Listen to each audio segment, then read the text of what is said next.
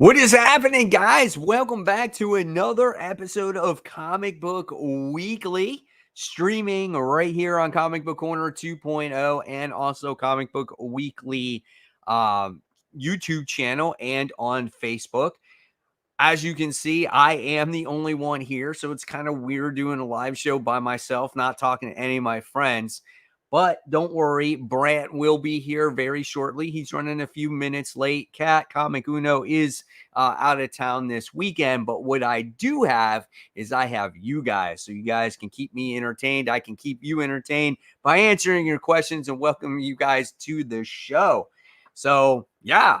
So we're going to have a good show for you. We're going to have a lot of the top 5 discussion. We're going to have this week's comic book news. We're also going to talk about this whole Darkseid thing that's going on as well. So it's going to be a great show. And I appreciate the guys that are on the show right now. First, we have Get the Key Comic, who's always on the show. So thank you so much for watching. We have the name that changes. He said, got the night off so I can join live. So that's pretty awesome. Thank you so much. We got a whole 15 viewers so far.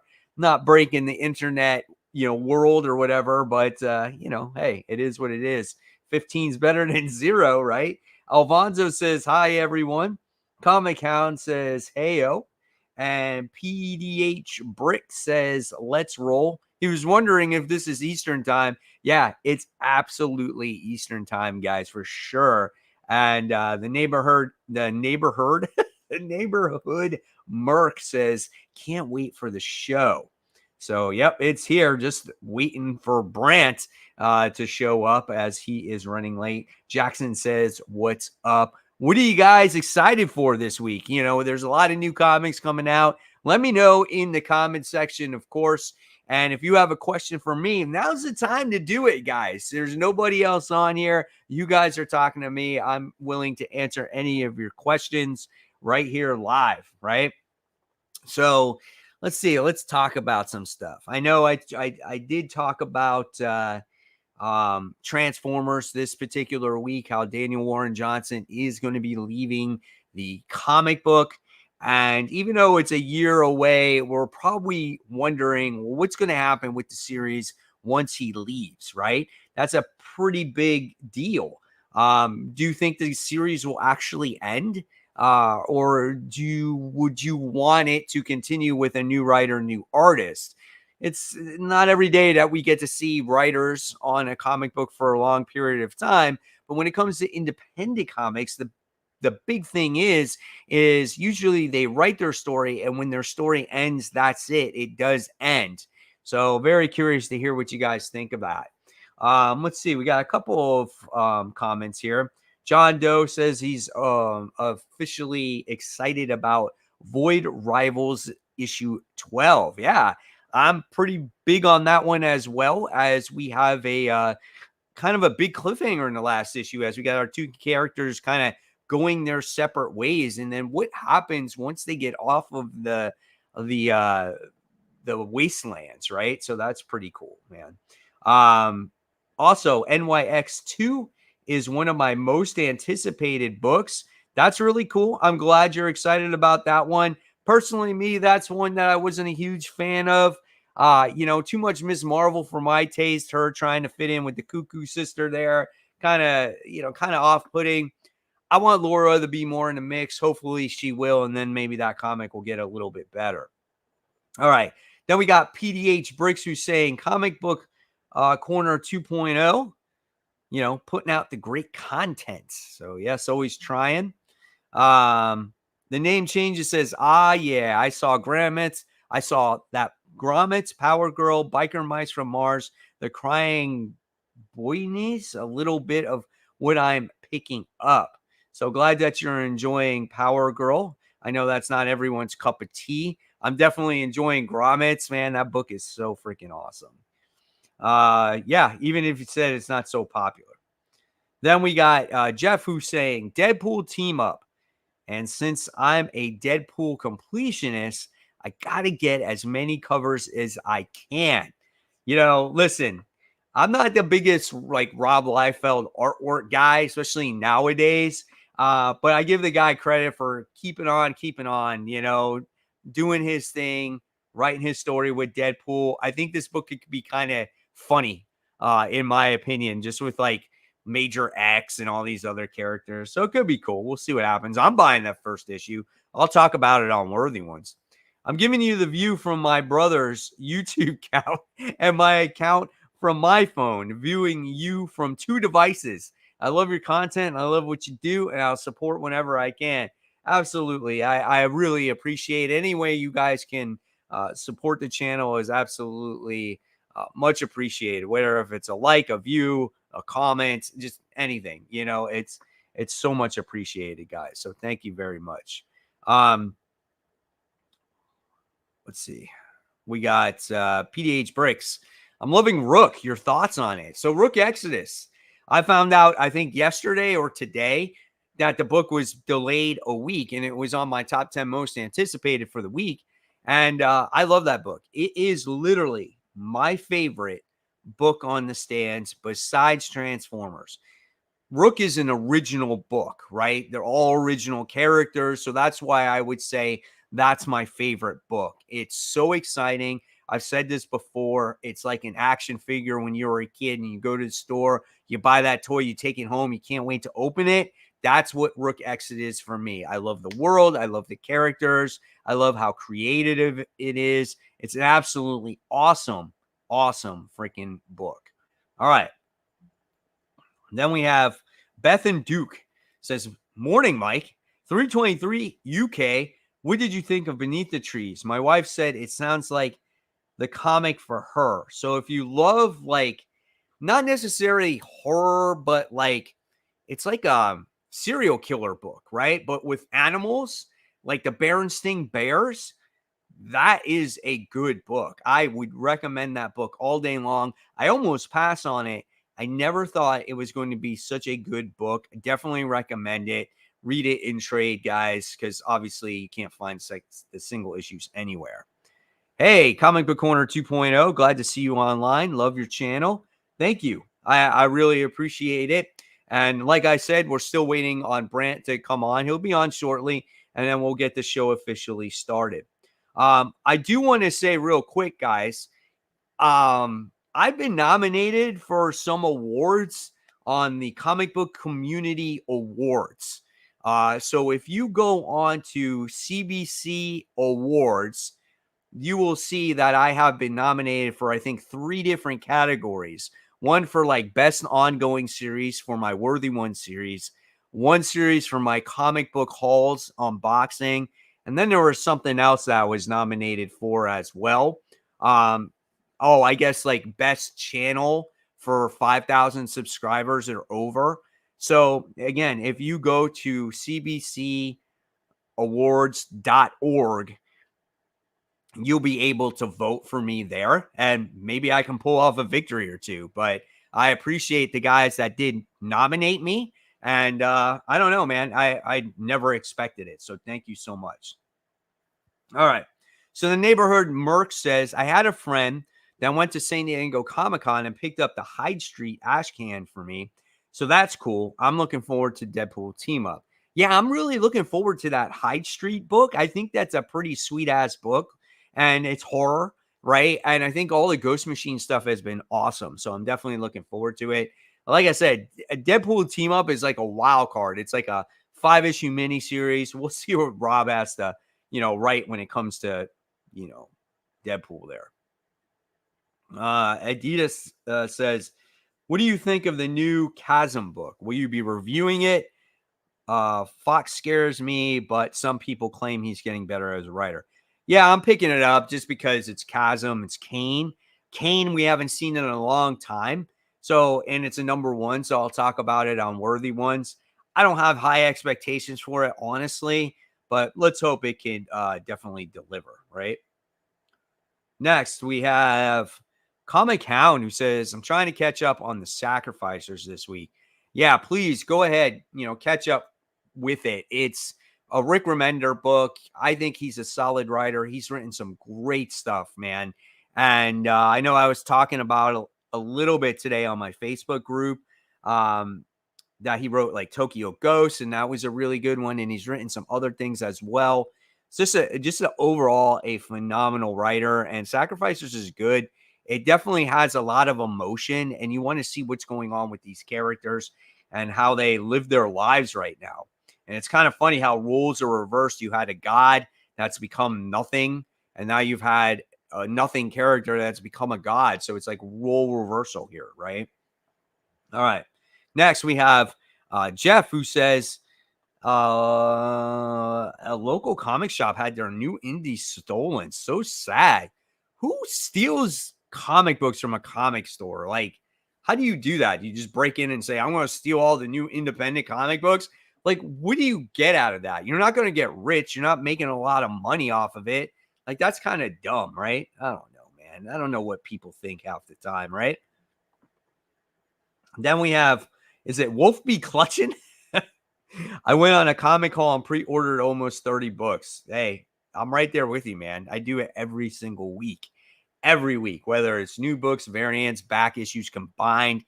It's like a slow week for me. It's like if I was to buy just the current comic book week's worth of books, and there's only 15 books that I'm buying. That tends to be like a slow week for me. All right, Comic Hound. Let's see what you say, bud. Get your comment up there. It says Mike Spider Slayer, host with the most. That's right. Right now, I'm holding it down, waiting for Brant to come in. Hopefully, he comes in shortly here, guys. But putting down the comments definitely does help. We can talk about all kinds of stuff when it comes to comic books. Just put down anything. All right. Then we have 66% of DC books are below the red line. What do you think happens if All In doesn't increase sales outside the initial bump? Listen, I'm hoping that DC All In definitely increases the bump, and I think it will for a while. Just like every other DC event does. It's just a matter if they execute it. What's up, Brant? Welcome to the show. Hey, what's up? Sorry I'm late, everyone. That's all right. We were holding it down pretty good. We definitely had a lot of commenters on there. And there's your answer, Parker Luck. I am not the only host tonight. Like I was trying to say throughout this portion, I was telling you that Brant was just running late. So there we have it. So, but we're here.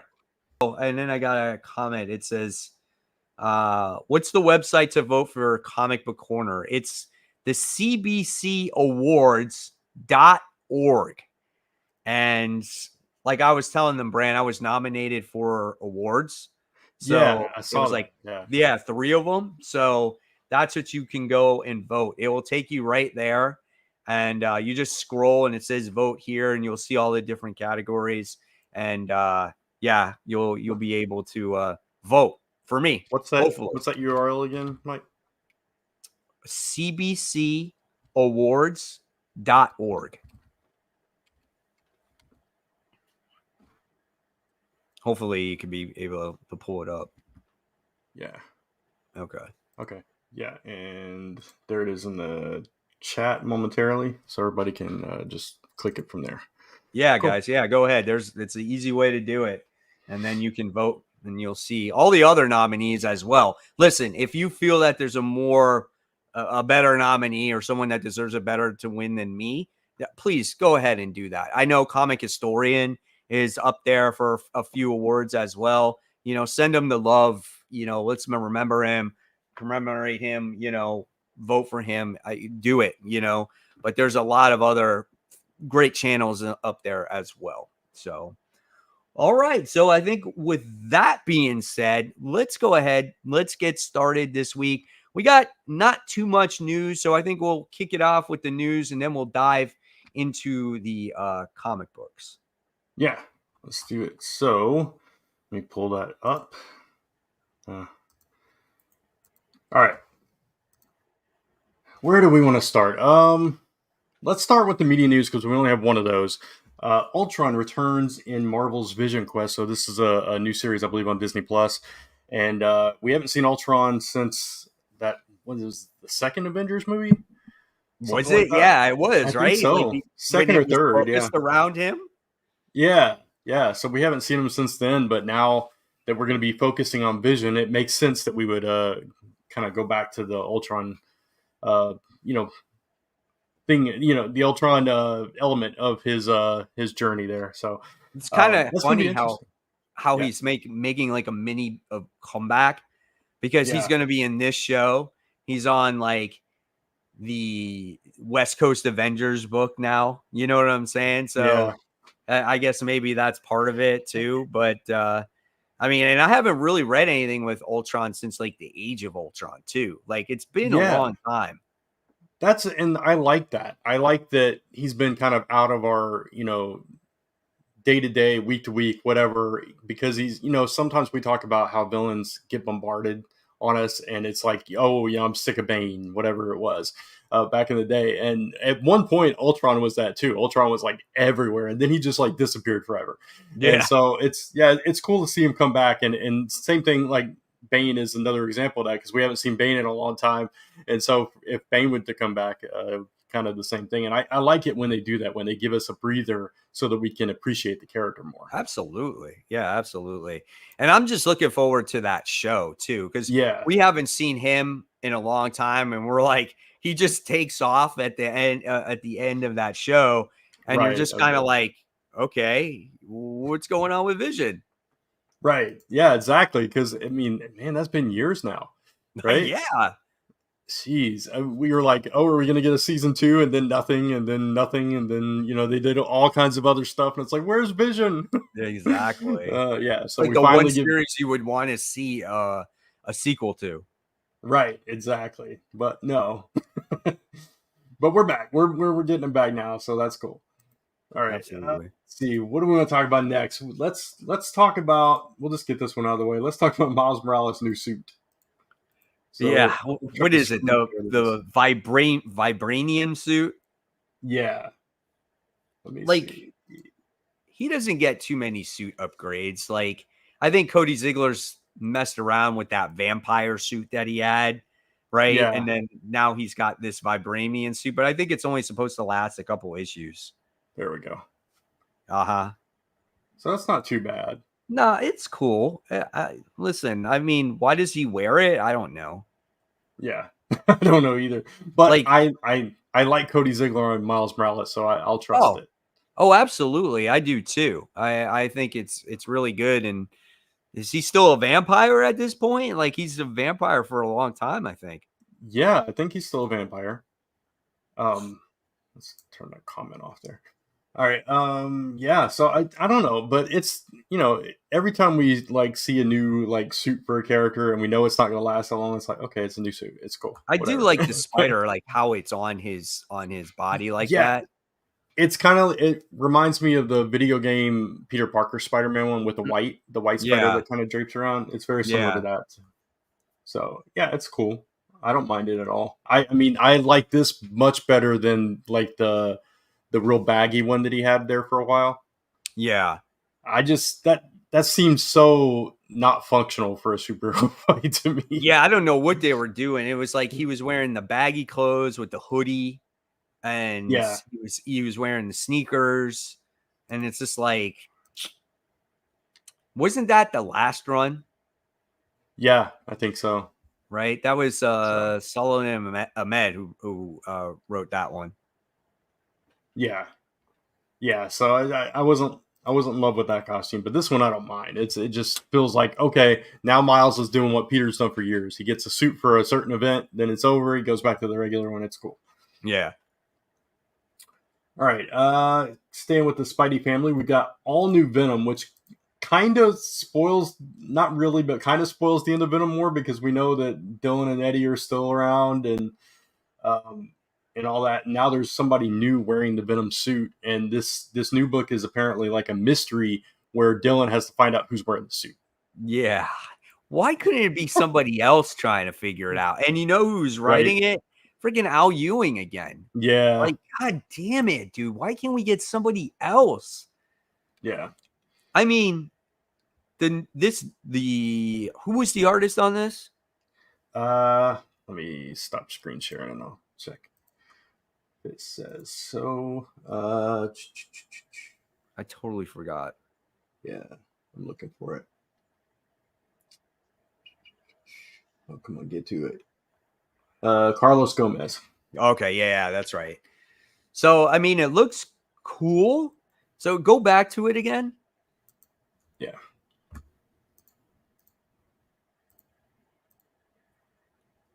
So, you notice how is he like gold? Yeah, it looks gold or yellowish, something like that. Yeah, for sure. Now, didn't they say that there could be like a multiple or like a mystery of different characters that could be? Yeah. Let me pull the article back up and see what exactly Sorry. what it said. No, it's okay. But I mean, I don't mind like the look of it. I think it looks kind of cool. Yeah. Carlos Gomez is a good artist. I love his Yeah. artwork. It's just going to be the writing that might be just really like all over the place. Kind of like how this Venom run has been. That's why I Yeah. wish we had a new writer on it, you know? Right. It does say 4 different suspects. I'm trying to see if it tells who the suspects are.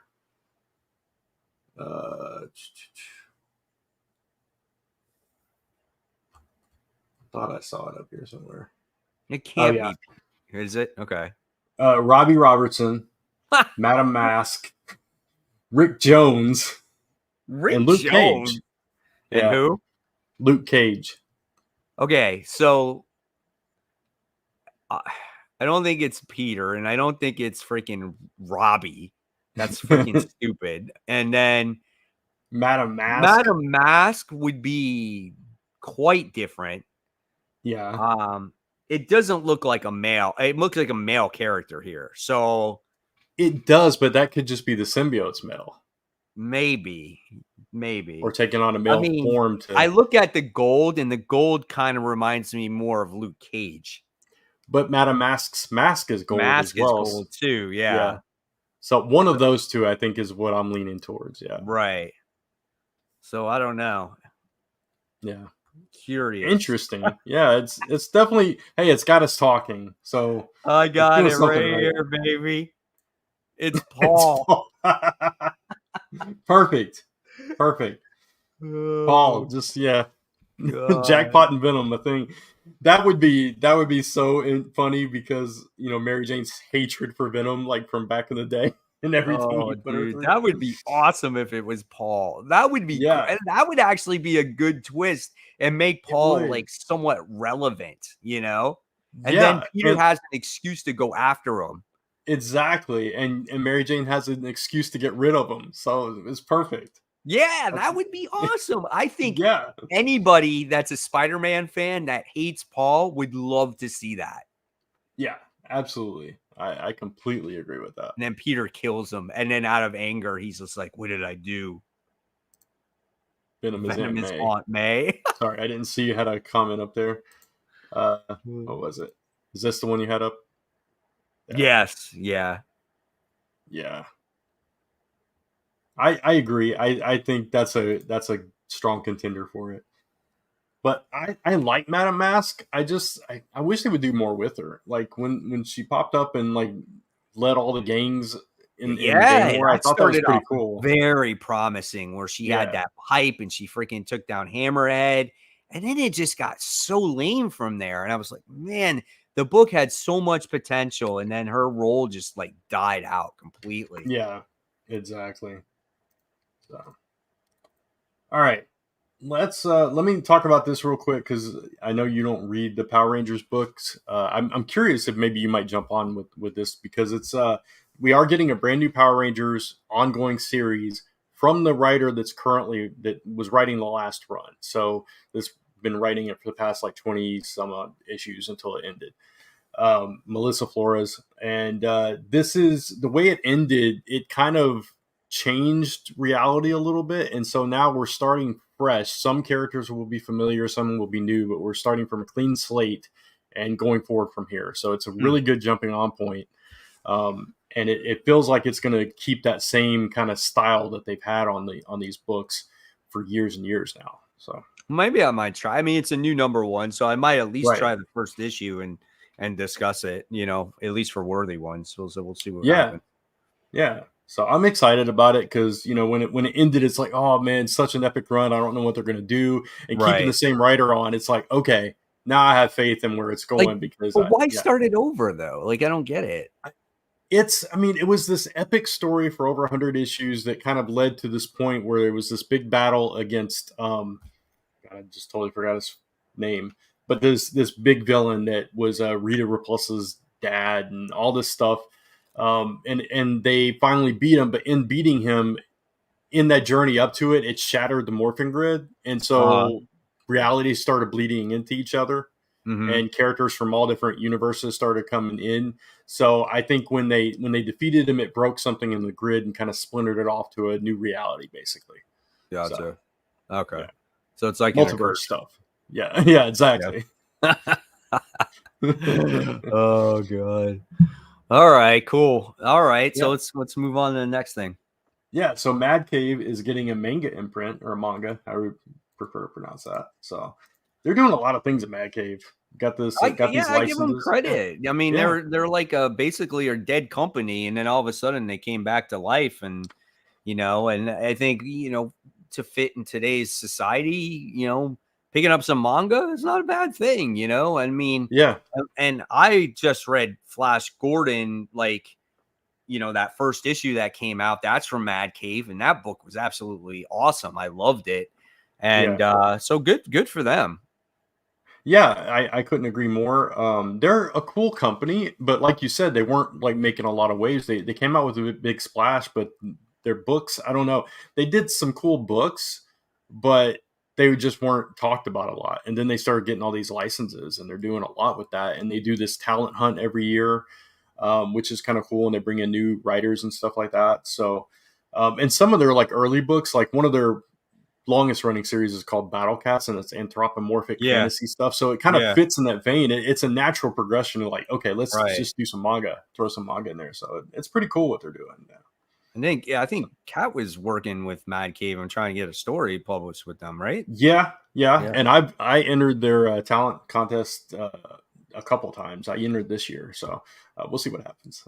They announce winners next Hey, you month. never know. Yeah, you never know. So yeah, I'm enjoying what they're doing. They put out some cool books. All right, so I think we only have a couple of stories left. Oh, yeah, we'll do this one next. Ghost Machine's Hornsby and Halo comes out in November, so we're finally getting another series from Ghost Machine. Been enjoying everything they put out so far. This is the one with the Angel and Devil thing. Oh Um, yeah, that's right. I'll definitely give it a try. It seemed interesting. yeah, Um, I don't know what the longevity of that series could be for me. yeah. But I'll definitely give it a try for sure. It's Peter J. Tomasi writing it, so Okay, that's a that's pretty good. plus. We haven't gotten anything from him as of recent, right? No, not for a bit. I'm trying to. Because I I can't remember read it. reading the preview, and the preview was good. Yeah, yeah, I agree. I like this one and that one with the family. Those are the two that kind of stuck out to me, aside from the ones that are out now. So, yeah, I'll definitely give it a shot as well.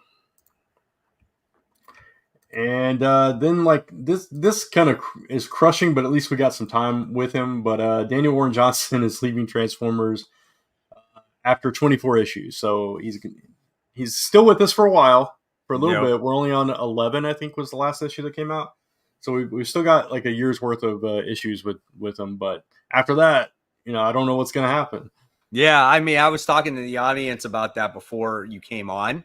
Yeah. And just like, it's like, what do you do? Do you find someone similar, or who do you get to replace him? Do you end the series? Like, what do you do? What do you Yeah, do? that's a good question. And I can't see ending the series, but maybe, Right. I mean, unless they're gonna like relaunch it with a new direction or whatever. I would imagine at that point, like, just thinking about where we're at right now, I would imagine at that point this whole thing with Shockwave Soundwave has resolved. Maybe Megatron's introduced back into the series, and we're getting this proper war started between the Autobots and Decepticons, and all this stuff. So it kind of sets the stage for the next whatever leg of the story is. Either that, or I could see them like spinning off into specific characters and that kind of thing. Mhm. But I don't know. I would think it would continue on, but I don't. I don't know. It's so much is up in the air with that. I know, and it's Yeah. just like this is perfect. The way it's being written now is Yeah. absolutely perfect. I don't want someone to take it over and then fall into that trap that Right. that it was for all these previous years. Yeah. I agree. Yeah. So That's hopefully it's somebody that has worked closely with them, with Daniel and everybody at Skybound and stuff, and kind of knows the vision and the style that they're going for with these books, and right. can keep that same kind of good balance of action and drama, and keep it like those core characters. Like I appreciate, even when they've added new characters in this run, Still core. that it's still core. You're still focusing on a handful at a time, so it's not overwhelming, and you have to remember 20 different people speaking in a Right. scene and all that stuff. Yeah, Well, it's kind of like what the show always had. It always right. had their core characters, and then they would introduce a few new Decepticons or new Autobots in there for like that week, and then Yeah, like you wouldn't see them again for a little while. But yeah, it lets it let the audience know that there was other Autobots and Decepticons out there. It's like they were yeah. guest starring. Right, and GI Joe is the same way, because when you're dealing with such a large cast of characters, you kind of have to do it that way. Or like Justice League Unlimited, the cartoon, you'd only focus on who was ever crucial to that mission at the time. Right. So, Exactly. yeah, they continue doing that. I'm on board. So Infamous Mike Manhattan said, what if Joshua Williamson takes over? I mean, that's like best case scenario right there, right? Yeah. I mean, he is writing the G.I. Joe book, though. Yeah, So I which don't know if he could do both. I agree that would be a lot to balance, but if there is like a plan to have them interact with each other and kind of cross over, that would make sense for him to Right. write both. Um, but yeah, it just depends on like where they're going to converge and stuff. I would hope that they stay in their respective like books until like something special. You know what I mean? Mm-hmm. So I mean, obviously we have Transformers in the GI Joe universe already, and we've kind of played with that a little bit, but not at like that large scale where they're Yeah. just like showing up in each other's books all the time. Right. Exactly. Yeah. Adidas BB says Kirkman actually was working on a Transformers movie at one point several years ago, but dropped out. I mean, I'm good with Kirkman writing the two. That would be a very different book, though. Yeah. His style is so different. You want to talk about like draw out? His book will Yeah, be drawn out. He'll take a scene, a panel in what is Warren Johnson's book, right? And then he'll like spread it out in an entire issue. Like Daniel yeah, Warren Johnson is like balls to the walls. Like a lot goes on in his books. Robert Kirkman is completely opposite. yeah, exactly. All right, so that brings us to our last story. Like I said, not that much, which is our topic. Darkseid was DC All In and Absolute is the title of the story. So basically, there's a promo image coming out in something that's in some kind of book or something that's released tomorrow. And they Bleeding Cool kind of spoiled it with this. They showed a like screenshot of it, and it's showing like that promo image that we saw where it was flipped, like you had one side of so it's flipped right side up, and we can see that thing in the middle is the Omega symbol, and it's kind of alluding to the fact that maybe Darkseid is dead, maybe Waller killed him, maybe somebody else killed him, but he's integral to like both universes in his death or his rebirth or whatever it is, and we just don't know all the details yet. So this was just dropped like this week, so we don't know much about it until more details come out. So Yeah, I thought I read something where it's like he dies and it creates this vacuum in space, which yeah, opens up the absolutely, absolute right, universe to get these characters here. yeah, That's interesting to me. mm-hmm. I don't know if I agree with that though, because I don't want Darkseid to die. Like I thought he was going to be like a total. I mean, who knows? We don't know everything yet, but Yeah, if he is to die, I want him to be prominent. Like I want him to be the big bad again. Like I haven't Yeah. seen Darkseid in a very long time, and it's just he's such a menacing character. I feel like he's like Thanos, but for Yeah. DC. And it's Exactly. just Yeah. like, and written right, he is just a complete badass. And if he dies just to open up the absolute universe and you don't see him again, I would be pissed. Yeah. I can't imagine that they would use him like as a masthead for this whole thing and not have plans to bring him back, especially doing a New Gods book, which is part of this whole thing. So I think the ultimate, kind of goal here is to reintroduce him, and maybe, who knows, maybe the absolute universe is his universe. Maybe somehow it's created new and it's like his universe versus the main. I don't know what's going to happen. Maybe But it was you're going to see an absolute dark yeah. side come through. Oh, that would be interesting. Right? Maybe he's even more powerful. That Yeah. would be crazy. Yeah. So either way, it's again, it's got us talking. It's got us interested. I'm all for it. As long as, like you said, he's just not dead and gone, and he's, it's like a Flash situation where we don't see him for 20 years.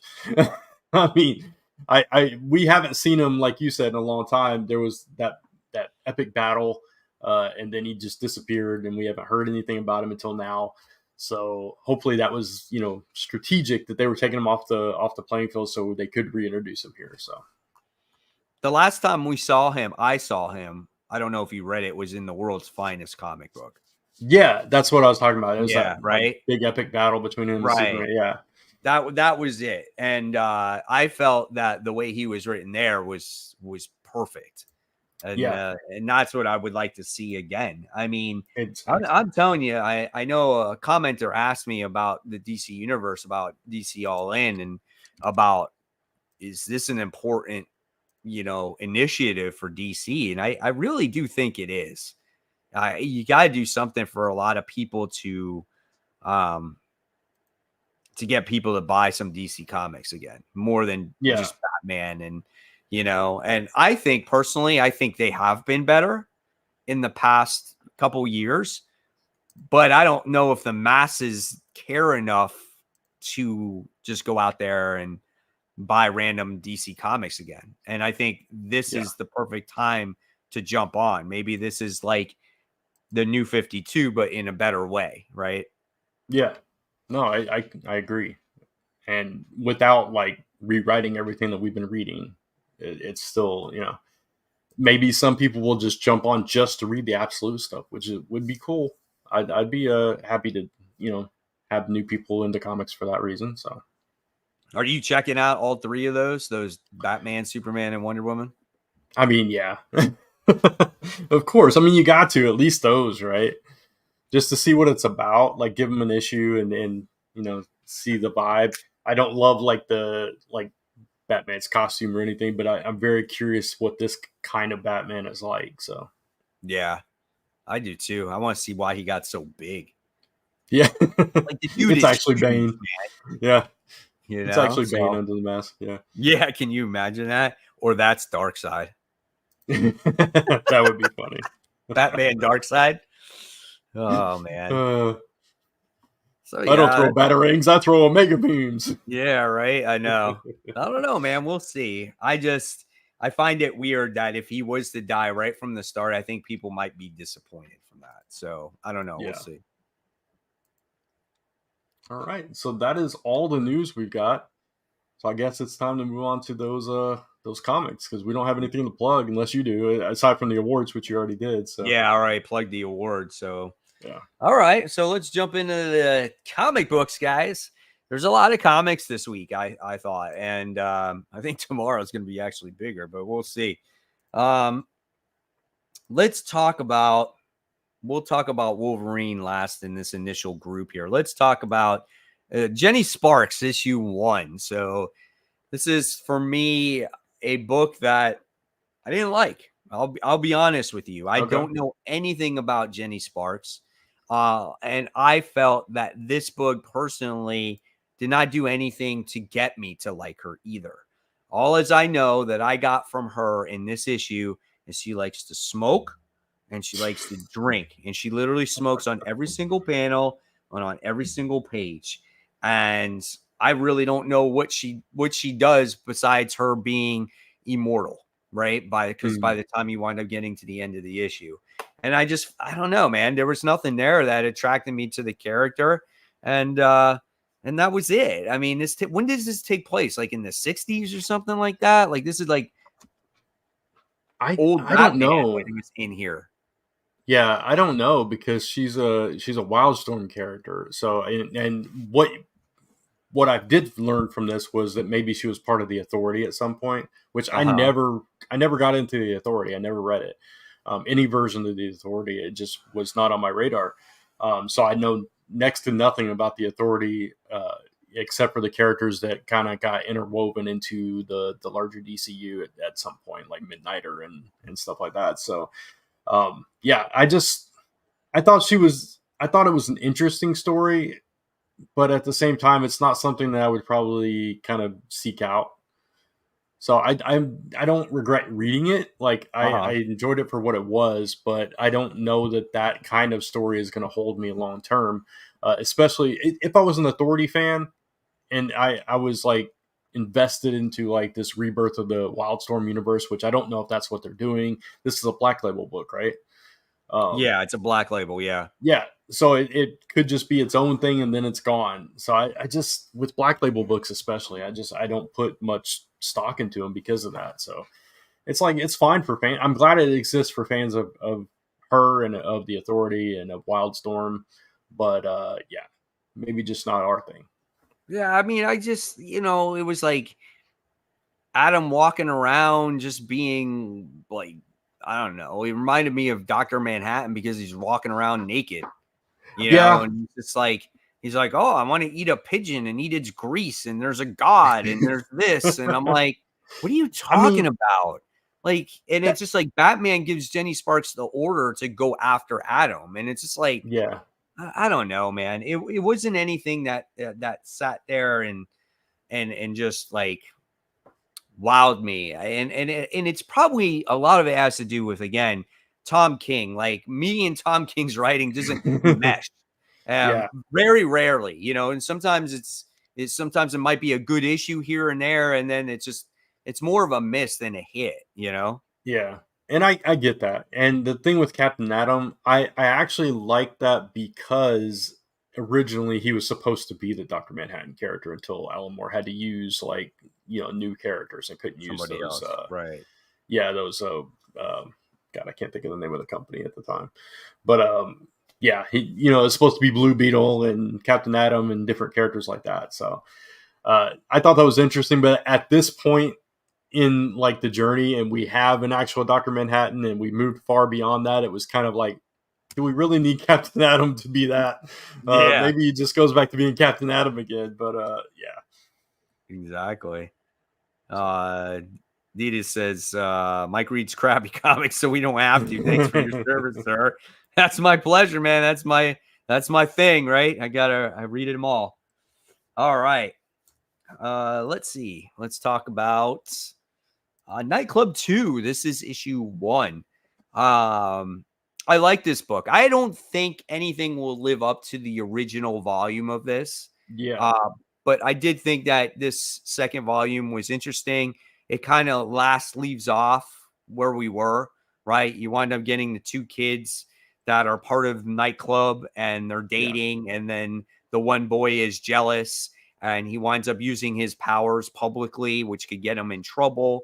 And then it's like he joins the wrong crowd, right? And it's kind of almost predictable. I kind of saw that coming. But still, it was a good book. You got the same artist in it, and I'm definitely looking forward to more.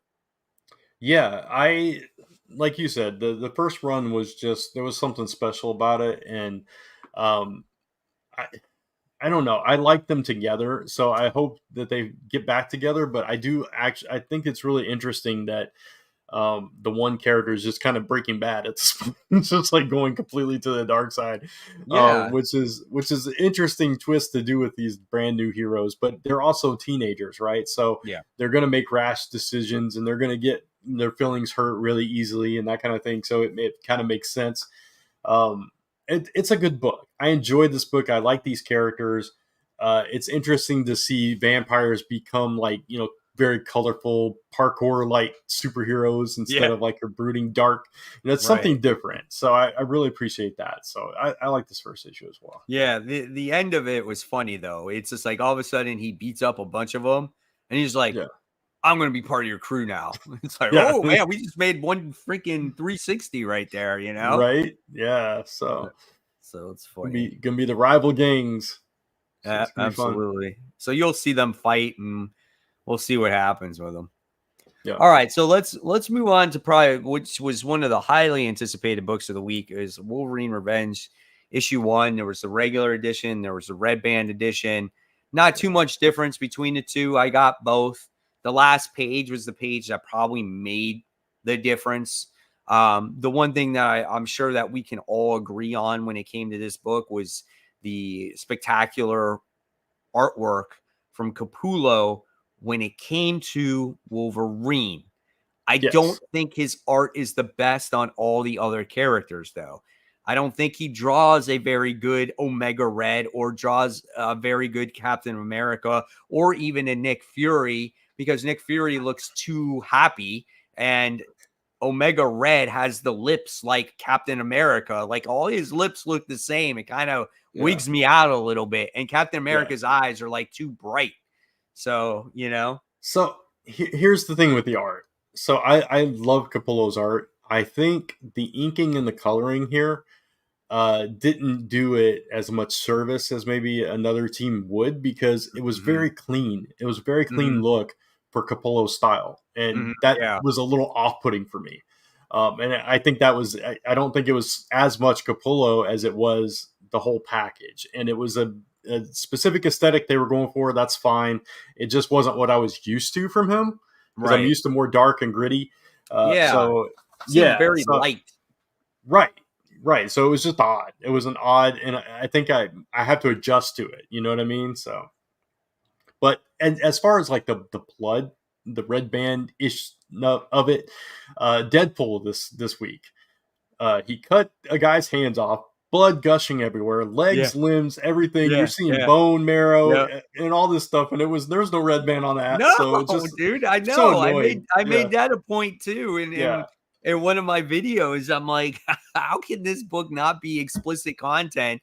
And yet you have Wolverine that doesn't have nearly the amounts. You know, you get see yeah, Wolverine, gutting up some dinosaurs in the beginning and then him regenerating in the last page. Like, and there's one other page where he's getting stabbed. But besides that, there really wasn't anything there where you could sit there and go, really? This is a red band? yeah. It's just this whole thing. It's obvious. It's the most obvious marketing gimmick they've employed in a long time. It's just like Yeah. buy this extra edition to see all the blood. No, Yeah. I mean, if you were going to go like balls to the walls and be serious about it, you're going to put in the gory content. You're going to yeah, put in the curse words. If this is going to be like your black label, red band, whatever you want to call it, Vertigo, yeah, do yeah, do whatever it it. is. Do Yeah, it. People will buy it, but don't like fake people out on it, because then eventually they're just gonna be like, I'm not buying it because yeah, there's no real difference to it. exactly. Yeah, the only one I've seen like somewhat worthy was that one page in Blood Hunt where the dude that wears like the statue face was like ripped into. Yes. That was the one scene I was like, okay, this can warrant that Right. way. Because that elevated the story too, Yeah, you right. know? Yeah, and it was a completely different page. It was like a Yeah. different perspective on that scene and everything. So, Right. But but going back to this story, mhm, I didn't think it was the best story either. right. It was something that I did not expect. I did not think it was going to be like an Elseworld story or a what if story or whatever you want to call it. And I just felt like the plot of the story of what has happened and where the characters are was just kind of weak in my opinion, because it's just like it's one of those things where it was just like, okay, all these people died, the asteroid M came crashing down, and now we gotta get this device so we can save a bunch of other people. You don't see any other people suffering in this book at all. They just go to Yeah, this mission And then all of a sudden, Omega Red, Sabretooth, and Deadpool are there. And the others get captured, the others get killed. And then it's just like, okay, now what? And it's just kind of like, where are the stakes? Like, I wanted to see that asteroid crash. I wanted to see the people die. I wanted to see the heartbreak from Colossus, because Colossus is kind of the twisted character in here, right? I want to see what these guys gone through. Now, maybe it suffers because it's only a 5-issue series and they don't have time to tell that story. But if there's a buildup to get to the point where we got to in this very first issue, maybe I would have appreciated a little bit more. But I just felt like we're thrown in this world, and now it's just like Wolverine blew up, and that's it. Now he's going on his mission on his own, basically. Yeah. Before I give my thoughts, I do want to address this. We saw intestines, but we saw all that in Sabretooth War with no red band label. You're right. Sabretooth cut people up left and right and left their intestines strung across the snow. He cut Dawkins up in pieces and put him in Happy Birthday on it. Right, exactly. So that's all I'm saying. Right. As far as my thoughts for the story, I was a little disappointed. I didn't know what to expect from it, but I was like hoping to be blown away, I guess, and I wasn't. And I also didn't realize, like you said, Elseworlds, what if or whatever. It was definitely set in a specific nostalgic period of time when Magneto died and Asteroid M crashed and exploded and the MP went across the Marvel Universe and all this stuff. So it was at a specific time in Marvel history, and I was hoping it was going to be like more current, me too. And stuff like that. Yeah, so I was a little disappointed in that to begin with, because I don't remember everything, so I don't remember what was going on at the time, like where Wolverine's head was at the time. So it's like, I'd have to think really hard to figure out what was going on in the Marvel Universe at that time to kind of appreciate the circumstances that they're under here. Right. But other than that, it was just like a typical team up book in the Savage Land or whatever. Yeah. And but everybody died. Except him. But everybody died. Yeah. But, it's comics and we know they live eventually. So, whatever. Yeah. It's weird. It doesn't make sense because if Captain America dies, Winter Soldier dies. Yeah. But they're all still alive now. So it can't be a story that takes place in the past. It's got to be a what if book. Yeah, exactly. So unless they're not really dead or they come back somehow, which then it's like, okay, and what was this for? So I don't know. I don't know how to feel about the book. It wasn't a bad book. No. I enjoyed the read. Me too. It was fun. It was fine. But it just, I don't know. It wasn't what I was wanting from it, I guess. Yeah. I would have loved to seen it be more current based off of the current times of what's going on, Yeah. I don't know. It's same thing, We'll see. We'll see where it goes. Hopefully the next issue surprises us and goes, man, this issue was a lot better than issue 1, Yeah, I hope so. All right. So with that being said, let's kick it off here. Number 5. What do you have for number 5, Brent? I was quickly trying to put together my top 5 while we were talking about all the news. So I don't know if this is completely like set in stone, but I'm going to go with Wonder Woman, issue 12. This was a fun little story where Wonder Woman and Rob and Damian were trying to like one up each other on how if they could break Captain Boomerang. Like Wonder Woman was trying to use love and Robin was trying to use fear. And it was this back and forth thing. And Wonder Woman kept losing her cool and slamming Captain Boomerang's face through the table and whatever. I thought it was just fun. It was like in the midst of all this chaos that's going on right now with absolute power and everything, they're just like having a fun day out with this supervillain and kind of torturing him through it. It was just funny, and I enjoyed it. So you hated it, didn't you? I didn't like it.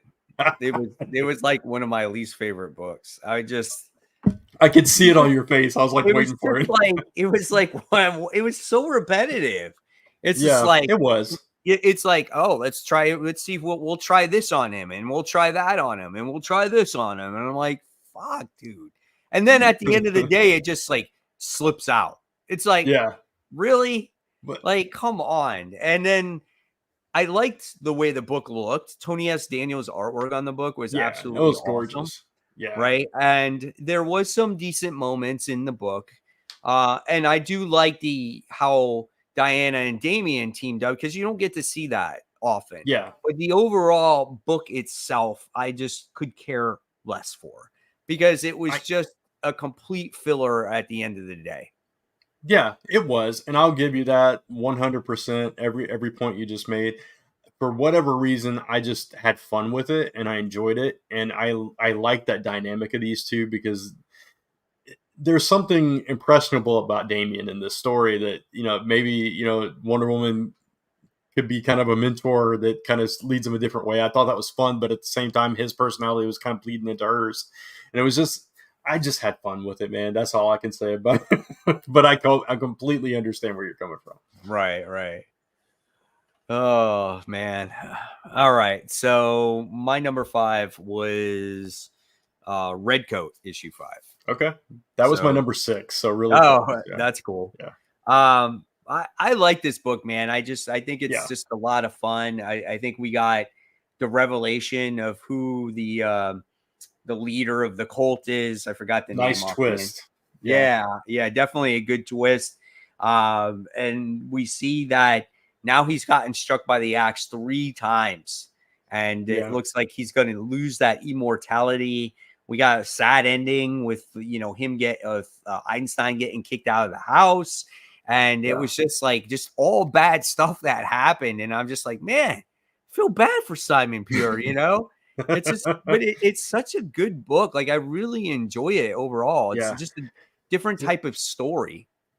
Yeah, the art in this issue in particular, the close-ups on their expressions were just there was this like acknowledgement between Simon and Benedict at one point where they could basically read each other's minds. Oh, I'm going to be alone for the rest of my life, kind of thing. It was just this nice moment where they just kind of took a beat. There was no dialogue, just these excellent expressions. And and also Benedict kind of selling his hatred and fear for George Washington throughout the whole issue to lead up to the reveal. Yeah. It was an expertly written issue. And so, I probably should have put it in my top 5 now that I'm talking about it. You're like, oh yeah. Yeah, it's very, very close though. So I'll accept it. I'll live with my choices. But it's a really good book. And this was probably my favorite issue so far. Yeah, this was a good one. I feel like this is the book that kind of just keeps getting better. Each issue, it's a little bit, it unravels a little bit more of the story. And you're just like, oh, that's cool. That's cool. That's cool.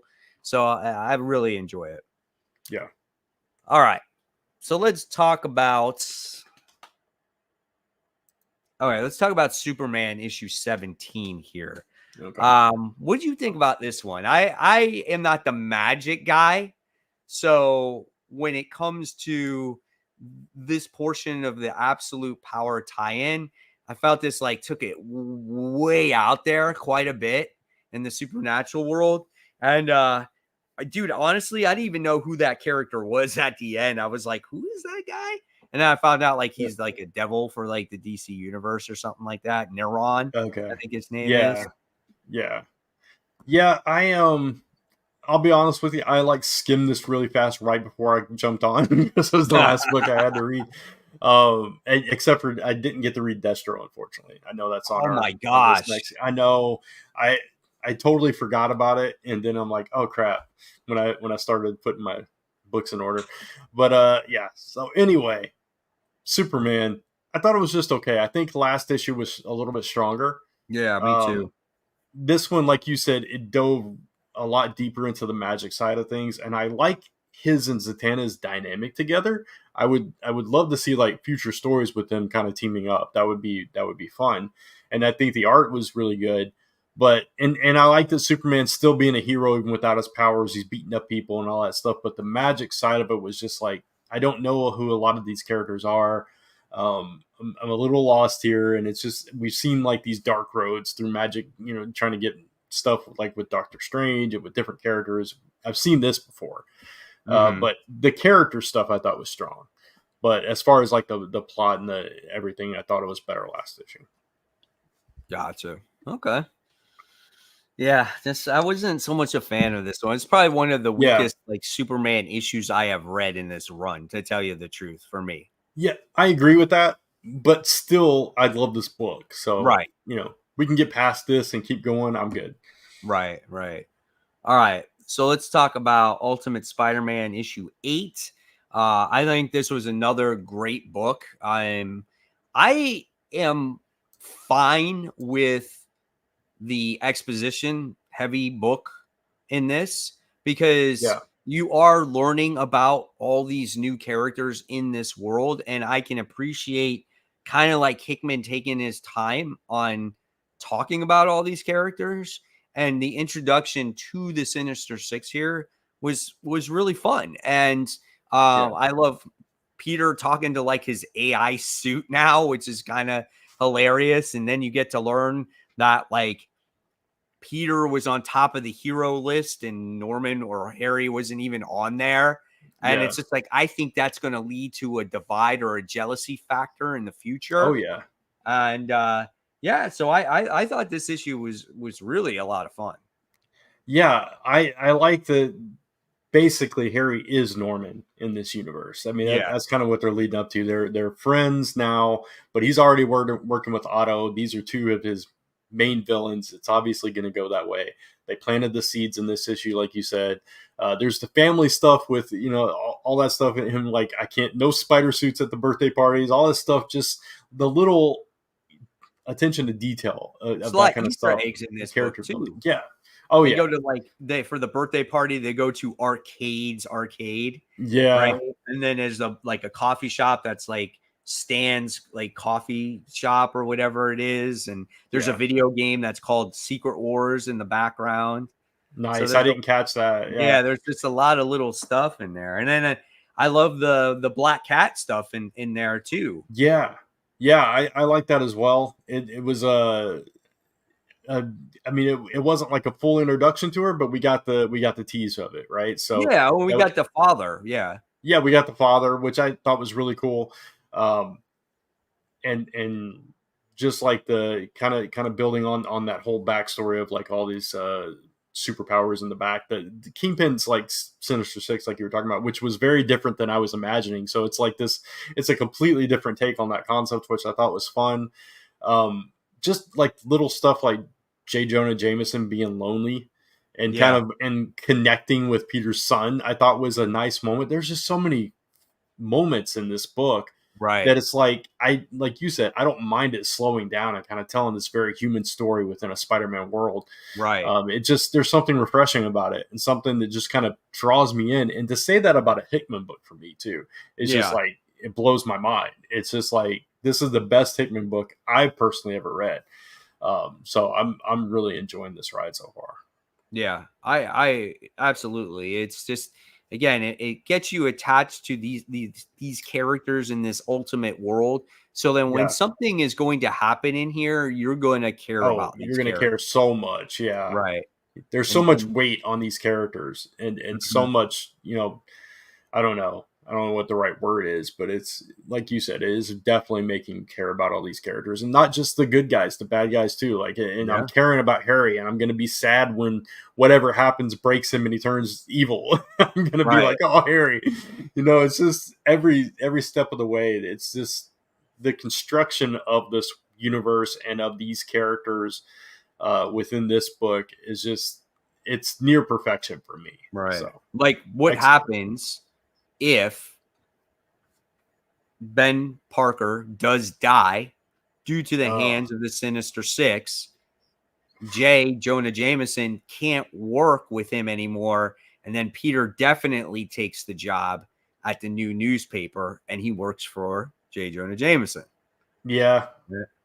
yeah. Either way, I think he's going to end up working for them, and it's going to be interesting to see Right. how that goes.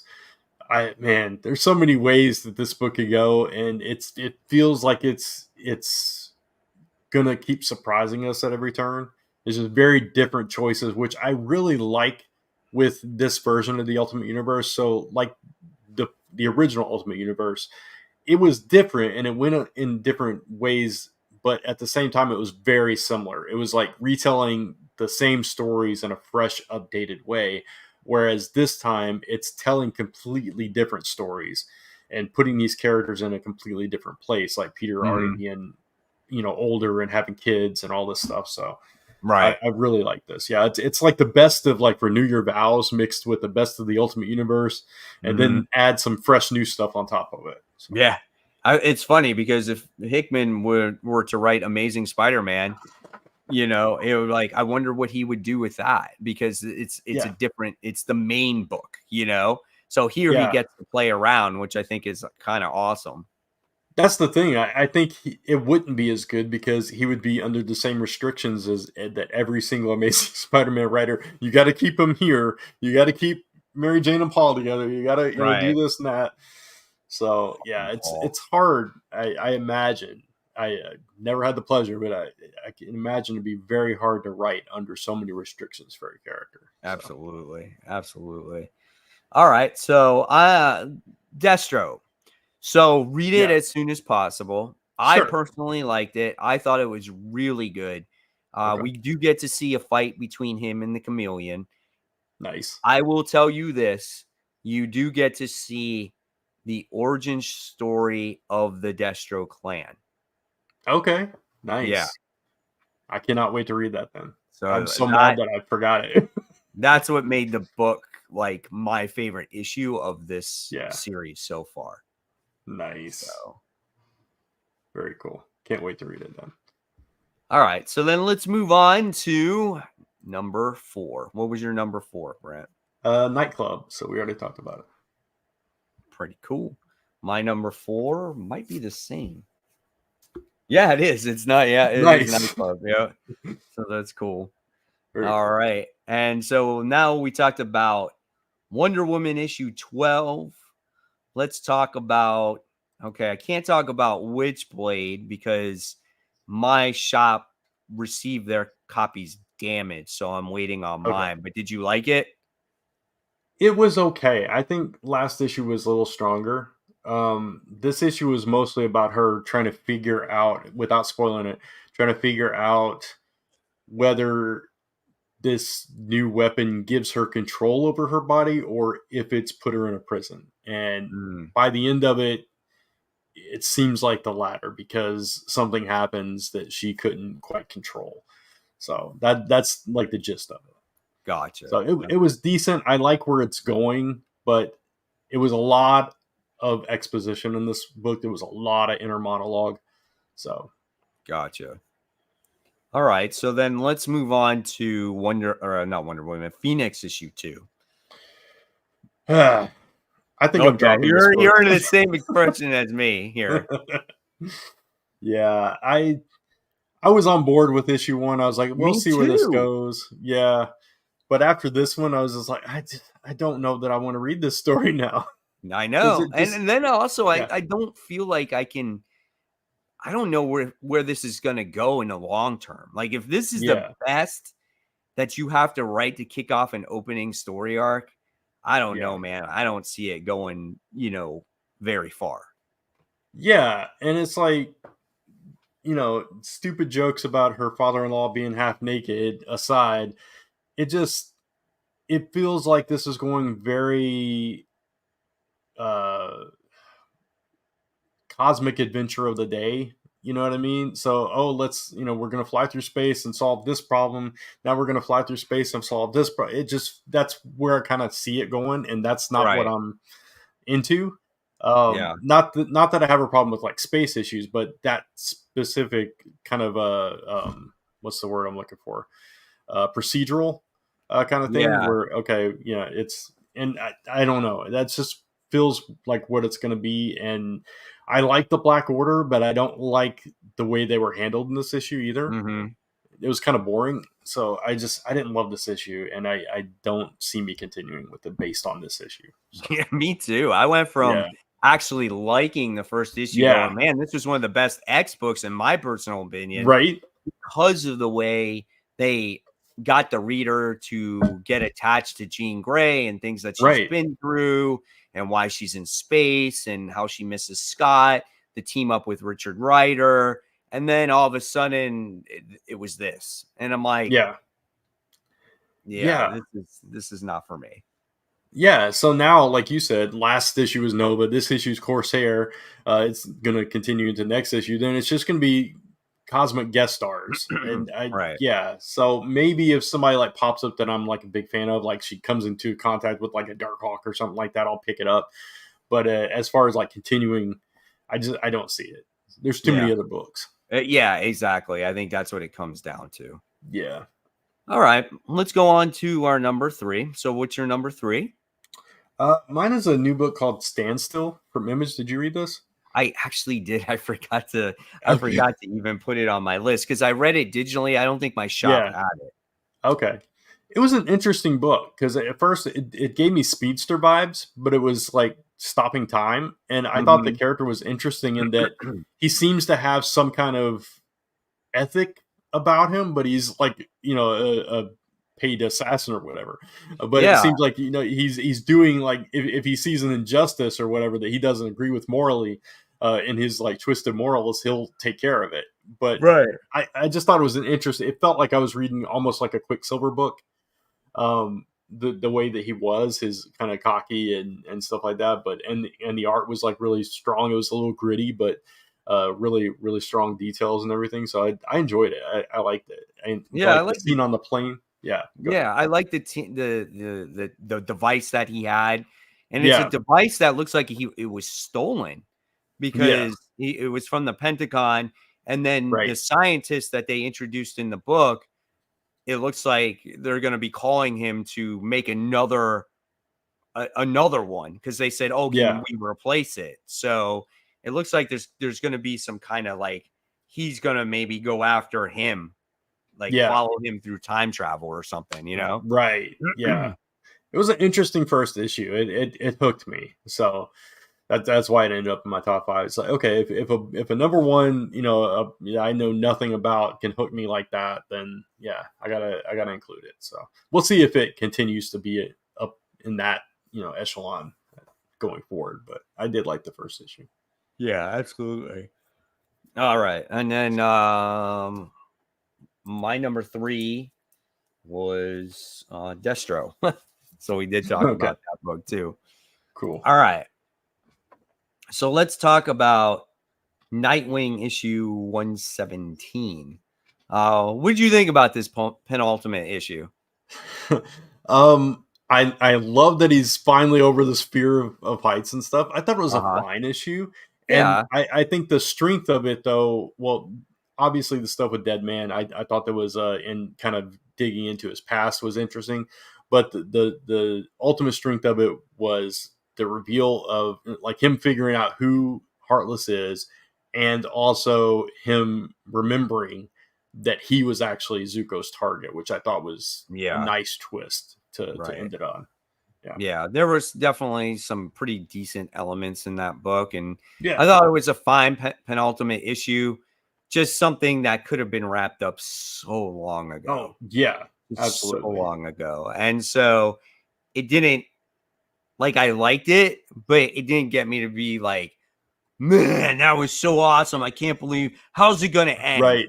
It just seems Yeah. like every other issue of Nightwing, I cannot believe that this is literally ending in one more issue. Like, I Yeah. can't believe it. It's hard to believe. It's I forgot to even include it in my rankings here. Like I'm looking through it. I'm like, where did I put it? And it's not there. That's sad. Yeah, it wouldn't have been my top 5, that's for sure. But Yeah. the art in this book is absolutely spectacular, and that's what annoys me more too. It's like this is such a pretty book, and I want and there are some really good moments, but if it had just told that cohesive, heartless story, I think, and like you said, wrapped it up sooner, I think it would have been more enjoyable. But Hopefully, like, Tom Taylor kind of learns his lesson here and maybe does something different when it comes to the detective comic book, you yeah, know? I So agree. we'll see. All right. We are moving on to okay, no one read Predator and Black Yeah, Panther and uh, Power Rangers I'll, Infinity. I'll be very quick about this. If you if you were looking for what came before, this was not it. This was a one and done. It was a one shot story. It was fun, but it was completely unnecessary, and it has no impact on anything whatsoever. It was just this fun little story that I guess they wanted to tell that was very meta. It was it was an aspiring comic book artist that was obsessed with Power Rangers that goes to a convention and gets a portfolio review and somehow gets pulled into this adventure as an actual Power Ranger and then ends up back at the convention and gets to pitch her story. And that was basically it. So it was goofy, it was colorful, but it was completely unnecessary. So you're like, and it was that. Yeah, exactly. All right. So let's move on to number 2. My number 2, believe it or not, was Ultimate Spider-Man. Okay. I'm curious to see what your number 1's going to be now. My number 2, yeah, go ahead. Go ahead. No, you go. You got to do it. My number 2, it might surprise you, actually. It was a Namor. What? Issue 2. Yeah. What the? Yeah, I'm really enjoying this. It's like he's doing the Thor treatment on Namor. It's it's Jason Aaron writing it. It's the Seven King. Do you read this book at all? I don't know. I read the first issue and I hated it. I really liked it. I really liked that first issue, and I really like this one too. So now he like confronts one of the kings, and he like challenges them to this like certain rite of passage. And there's like a betrayal in this issue with a childhood friend of his that's now a king as well. And it was just, I don't know. There's something. This is the best Namor I read, so I'm really enjoying the journey so far. So I don't know, man. I'm like Kat when it comes to Namor. And I get it. Yeah, just don't like the character. Like, this version of Namor I like because he's not so uppity. Right. He's learned from all his mistakes, and now he's and he's gotten pulled back into this realm, and now he's got to save Atlantis and all that stuff. So, yeah, Mr. Negative said I heard the second issue was a lot better. I thought it was, yeah, but if it's not your thing, it's not your thing. Right? It'll never be my thing, and it could be like a thing where it's like, I see the Namor book and I'm like, oh, it's Namor. And it's already in my brain that, you know. And I get that. And there was that long Thor run with Jason Aaron. So it could also be that fatigue as well. And I get that. But I don't know. There's just something about this so far that I'm enjoying. So gotcha. All right. So let's move on here. We got Titans issue 14, which I marked it down, but I did not read that book because I honestly, it's more Raven stuff, and I actually am so over that whole thing. So this entire issue was Raven. There was like no mention to what's going on with Absolute Power or anything. It was all about Raven. I didn't like this issue. I'm done with this arc. I can't wait for it to be over. Because in this issue, she basically becomes the Darkwing Queen that they were afraid of, and so now they at the end of the issue. This is spoiler alert, but Nightwing's like, we need every hero on the planet to come help us. So basically, that's literally what he said. He was like, I need every superhero in the world. It's more important than Absolute Power right now, right? That you got call in everybody, right? So it's just like, really, come on. So yeah, that's funny. This Daredevil Woman Without Fear issue 2. You didn't read this? You're not reading this series? No, I don't read this series. Okay. You're not missing much, really. It was right. It's her battling against the new Punisher. Was this issue? That was the whole issue. She was trying to get some information about where Alice is, and he was standing in her way. So that's all. The whole issue was just them fighting. So gotcha. I read the last one that she had. It was the Gang War tie-in, and that was fine for me. I didn't need another miniseries of. Gotcha. Yeah. Something Crawled Out issue 1.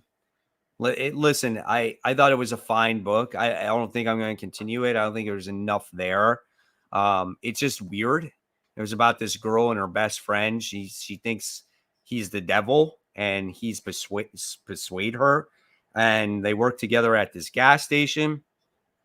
This weird event happened where some naked lady came, shot one of the customers in the face, and she's like some demon thing. Like I don't know.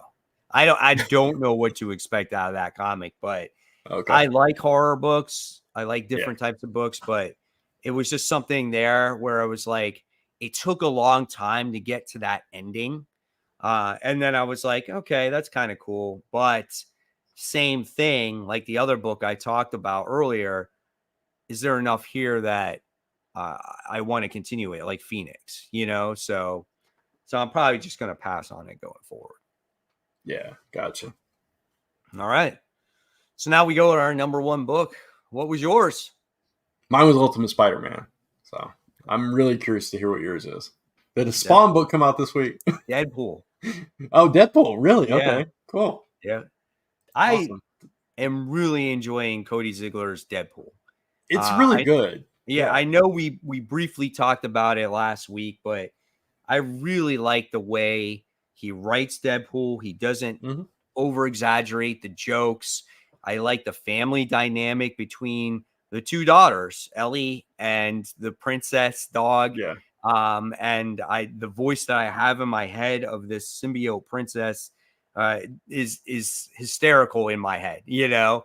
And I love how like she calls him Papa, you know, and I think that's so cool. And I like how they try to save his life, and he's getting everything cut off, and his healing factor's not working.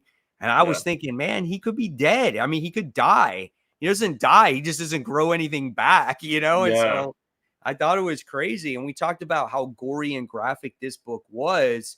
And yeah, it was pretty tough, man. And listen, when it comes to this book is going to be crossing over with the Miles Morales book. So I am excited about that. Taskmaster is another fantastic character in this book. All he wants to do is get paid. He's like, my fee is doubled. He's the CEO now. Yeah, it's like, and then he does this like crazy like fake magic. Oh, shit. That was brilliant! I love it. Oh, that was so funny. Like, no, just kidding. And he shoot him, right? Is that what he does? He shoots him in the head. He just shot him. Yeah, he's like, I'm gonna magic you. Bang. Yeah, no, I got you. It was so funny. Oh my god! He's like, wait, you can't do that. Boosh! You're right, I can't. So, it was great. This book is fantastic. Best Deadpool book I have probably read ever. Like, I am not a fan of Deadpool books, and this book actually hits it on all levels for me. Yeah, other Deadpool books have started off decent, but they always fall apart. And this one, I agree with you. I think this is the best it's ever been. And I think I'm becoming a huge fan of Cody Ziegler's. I love the Miles book. I love this book.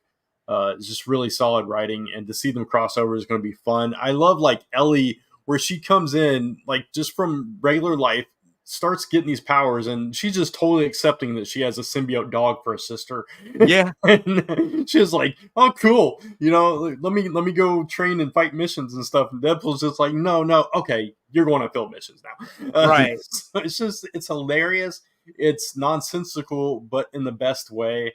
And it's just, it's so fun. It's so good. And it's so balanced. Like we keep talking about with this book, it's not too much of the fourth wall. There is still some of that, like, you know, it took us 3 issues to get to this point. And it's like, what? No, never mind. But it's done the right way, I feel like, you know, and it's not some like shitty ass stupid humor like trying to be forced humor. It's just stuff that is kind of incorporated in the comic book to where it was like, the writer, you know, sat there and said we had to end this story arc to get to the next one, you know. I like that, and I appreciate that, and overall it's just great. And then you got like the internet guy that's like trapped in their house or something like that. Doug. Like Doug, it's so dumb. It's so fun though. Yeah, but he loves Doug. Man. What's that? I said, but he loves Doug. Yeah. It's good, man. Overall, just fun. And I think that's when a book deserves a number one spot for me. It's because I've known Ultimate Spider-Man has been a good book, and it's always been a good book, but Deadpool has been unexpectedly good. And I feel it's well written, it's well drawn, it's a well balanced comic book. And I feel like a lot of people may not be giving it a chance. And it doesn't have fucking Wolverine in it. It's not your typical, you know, same Wolverine book. So Right. I thought again, that's why it deserved the number one spot for me this week. Yeah. No, I completely agree. It's my number 7, so it's really close. But yeah, it's a fantastic book. It's like one of my go-tos. It's like I can't wait to read that. And I don't think I've ever said that about a Deadpool book. So yeah. The yeah. last one I read that I really liked, but it ended lame, honestly, was way back when Deadpool kills the Marvel Universe, the Okay. original one. And then I didn't like the way it ended, but that book was just something insane and different and crazy at that time. Yeah. But like when Jerry Duggan wrote Deadpool, it was kind of dumb, kind of lame for me. And Yeah. then Was that the one where he became like the king of Monster Island or whatever it was? no, that Yeah. was No. Kelly Thompson, right? Did she write Okay. that I didn't one? like that one either. Yeah, I didn't like that one at all. Yeah. Oh my gosh. Jerry Duggan one was the one done in like Marvel Now. Okay. Yeah. Yeah. Okay. Yeah. So, but that's that. And that's Yeah. that's it. That's all the That's books. it. That's all the books. So I guess we're going on to most anticipated. Yep. Let's do it. All right. And so the one book that would have been both of our number ones, I believe got delayed to next week, which is Rook Exodus. So if anybody's wondering why that's not on our list, that's why. I was going Why through did it my get delayed? Do you know? I don't know. I was just going through League of Comic Geeks and I noticed that it wasn't in the list. And I looked to the next week and there it was. I was like, oh crap. So yeah, I'm not sure why, but yeah. Anyway. God, dang it. That ruins like my comic book week, honestly. Right? It's the best book. Yeah. I mean, there's still some good books, and we'll talk about a couple of them. One that I'm just putting on this list just out of sheer curiosity is Chasm, Curse of Cain. It's not that I'm like looking forward to it. It's just like I want to know what this is. You know what I mean? Because it's been Riley and Kane, story as old as the 90s. But yeah, where's Kane been all this time? That's what I want to know. That's what I want to know too, and I want to know like why all of a sudden he's hunting Ben Riley again. Right? Like, really, you haven't gotten over this yet? So yeah, it's gonna be. I don't know. We'll see what happens with it. But let's go on to your number 3, which is Void Rivals.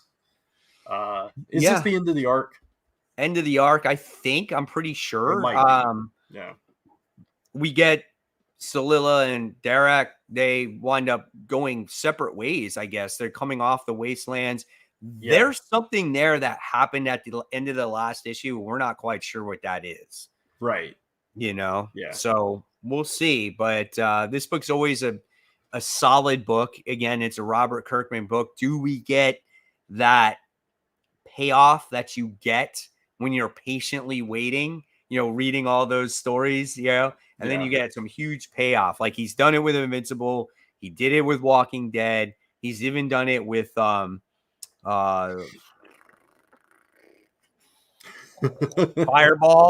What's it called? Firepower. Yeah. Firepower. He did it with that. And he does it with a lot of the books. Yeah. So I'm curious to see what he'll do here. Yeah, same. And I think this book has a lot more secrets to unveil through the course of it. And I think that the connection it has to Transformers specifically, I think we're going to learn more and more about that as it goes on, because the way that they have that Energon port in their heads is just like, okay, that really is like, that makes them like things. Cybertronian, basically. Right. Right? Yeah, some way, shape, or form, or cousins of some sort, or I don't know. It's gonna built the Transformers.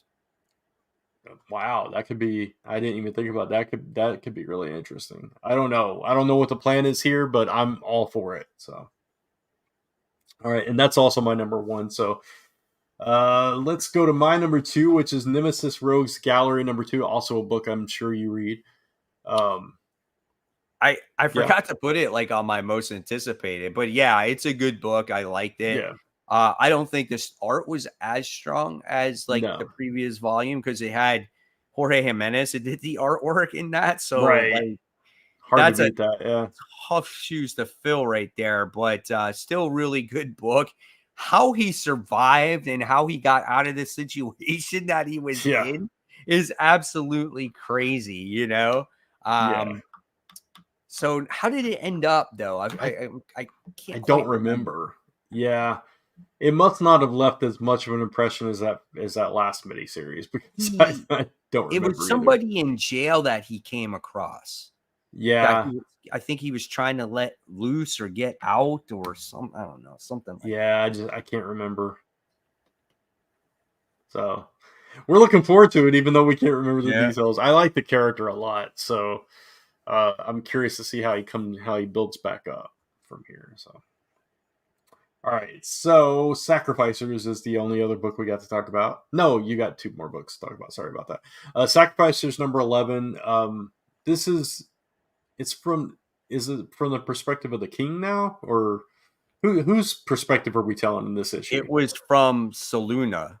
Oh, from Saluna. Okay, That's where we've been, and so yeah, in the last issue, we wound up seeing her lost. Like she doesn't yeah, know what to do. People don't believe that she was the king's daughter. right, She had that goo inside of her, and it started eating people and killing right. people. And Everywhere she went, yeah, she was right, and basically a then at the end plague. of the Yeah, last issue, she winds up coming across you know who, yeah. right? Okay, And so and it's them meeting up. Okay, right, and so it was really emotional. I felt really bad for her. Like she didn't know, she was beside herself, and just absolutely intense. So the emotions that go into this comic is really, really good. I think that's what I love so much about it.